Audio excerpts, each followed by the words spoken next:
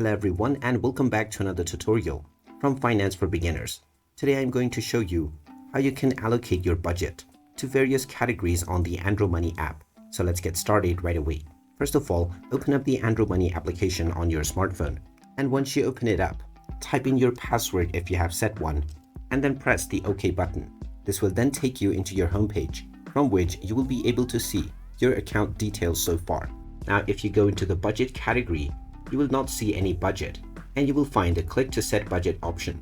You can simply tap on this in order to create your budget, or you may tap on the menu icon at the top left corner as well.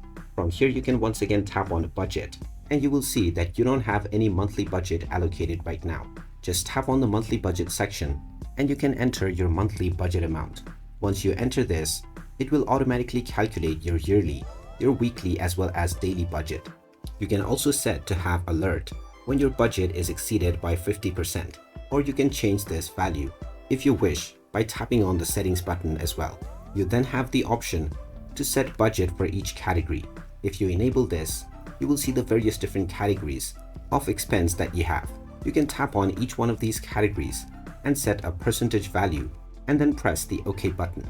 You can do this with all of the categories, and now based on your monthly budget and your transactions, you will be able to stay in track with all of your transactions. You can change your budget at any point of time in the future by tapping on your budget amount and then making your desired changes. And there you have it. That is how easy it is to add and allocate your budget on the AndroMoney expense tracking app. If you find this video helpful, don't forget to hit that like button and subscribe to our channel for more useful tips and tutorials. Thanks for watching, and I'll see you again in the next one.